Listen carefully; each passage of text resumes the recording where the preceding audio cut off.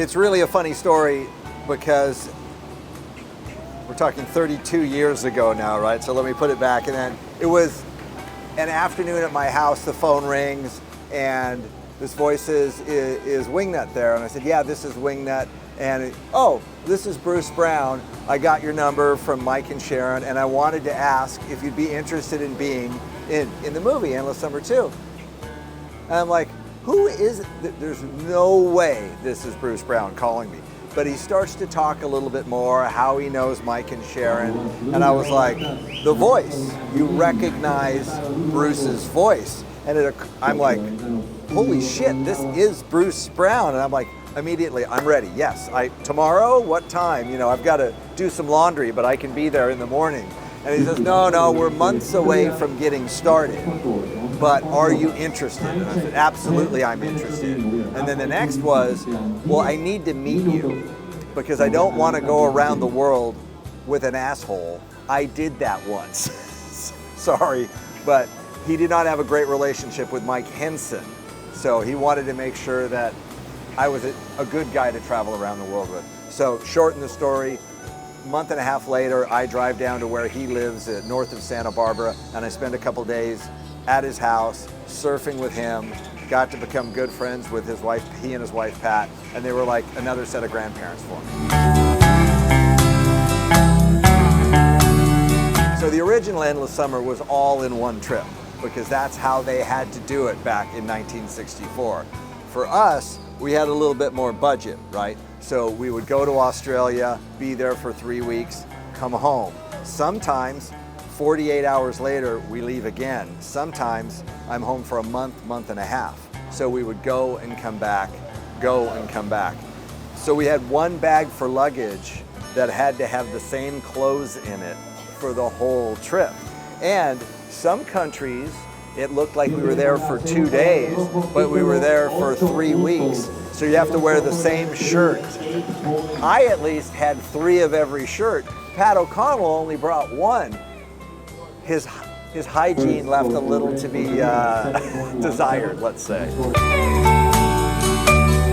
I'm gonna have to say South Africa. You know, I've gone back to Costa Rica time and time again, and I've really fallen in love with it. But how amazing South Africa was at that time. How open and wild it still felt. And so, you know, that whole trip with John Whitmore, going from one coast to the other and exploring it, that's really, I think, where I had the most fun. No, we made 25 boards for the movie. So it was part of an idea that the studio had, was to ride a few boards and then give them away to promotional events. There's one in the Hard Rock Cafe in Mexico City. There was one at Planet Hollywood in Los Angeles. So, and I had just been riding for Robert August for a short period of time. So every time I would get 3 new boards, they would be better.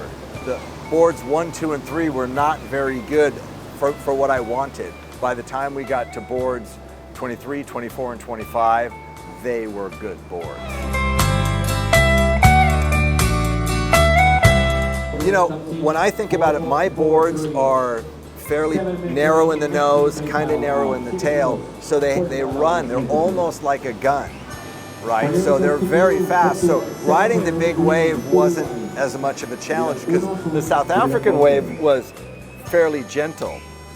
Cloudbreak in Fiji was not gentle. And Robert had asked, hey, do you want me to make you a faster board for Fiji? And I'm like, no, it's gonna be fine.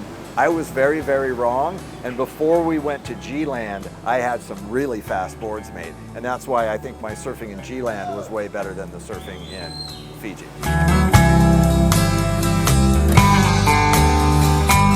I impress myself when I wake up in the morning. But the difference is, I don't know what I can't do, right? I only ride a longboard. So I look at every wave and where my longboard is gonna fit in it. You know, I'm not trying to draw the line that Pat is. I'm drawing a different line that a longboard fits in. So I don't see a wave as being not good for longboards. Just a higher challenge or a lower challenge. I didn't really know Nat Young that well before. I had surfed with him a little bit in California when he would visit, but the 3 weeks we spent in Australia, Nat really took care of us, and I really got to see a really soft, gentle part of Nat Young, and he's the animal. He does not have a soft, gentle side, but his relationship with Bruce was really sweet because Bruce was a lot older now, and Nat was really respectful and really playful and a lot of fun. So getting to see that side of Nat was really special.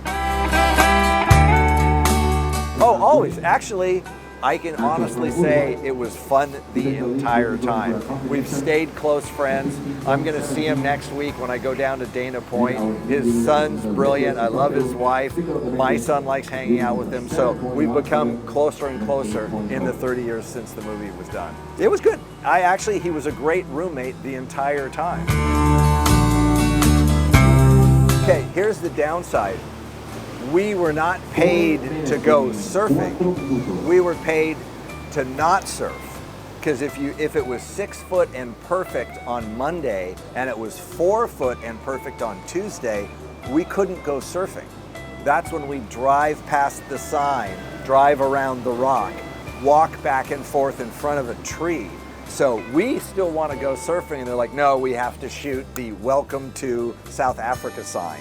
So that was the part that sucked. Huge money. They paid us $35,000 a year. So they wanted to give us enough money that we didn't have to have another job. So $35,000 was enough to pay your rent and your utilities back at home, so you didn't lose your house while you were gone. So we got no money from after the movie came out. So over the course for the 2 years of working, we were paid $70,000. Bruce pointed out to me that, this film will probably change your life. And being such a huge fan of the original Endless Summer, I knew what the potential was. What he said was, it's going to kind of open a door for you.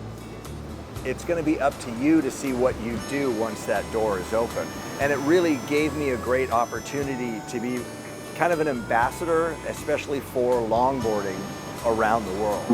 Because when Endless Summer 2 came out, and all of a sudden longboarding was kind of cool again, it had a great economic impact on the surf industry, because now a kid was willing to go to the surf shop with his dad, who was a longboarder. It was okay for them both to go together, right? Before, kids didn't want to be seen with their dad who rode a longboard, but dad's got all the money. Now that it's okay, dad would walk into the shop with his son, he'll get a 9.0, the kid will get a 5.10, they'll buy 2 wetsuits, and the next thing you know, $2,500, got spent in a surf shop. And so it had a really positive economic impact, and I was glad I could be part of that, because I love the surf industry, and if it's doing well, more kids get sponsored, more opportunity for good surfers to have a career in a sport that was very kind and generous to me. I was lucky for the first 10 or 15 years that I had good sponsorship contracts, primarily with O'Neill. And I worked with O'Neill. We created a program in Europe called the O'Neill Surf Academy. So I basically started the first surf camps. We're in a town for a week, teach 50 kids a day how to surf, and then we moved from Holland to Belgium to France, Spain, Italy, and we even added the UK. So I did that for the next 7 years after the film came out. It's fantastic. I'm so familiar with the wave because I was a fan of Big Wednesday and the surfing that was done here at La Libertad back in the 70s. And Mark Martinson, who shapes my boards, Mark worked on the film crew here. He was running the cameras out to George Greeno. So he had told me all these great stories about El Salvador. But I'm not sure if you're aware, politically it wasn't the safest country to come to for a few years. But I think the president has done an amazing job of turning this around. And tourism has such a clean economic impact on a country, right? It's renewable. It employs waiters and restaurants and hotels. It employs a lot of people, and people come back year after year after year, and it doesn't leave a mess if the planning is good. And I think the Minister of Tourism here has done a good job in her thinking of how she wants the development to go in a smart, conscientious way as El Salvador moves forward.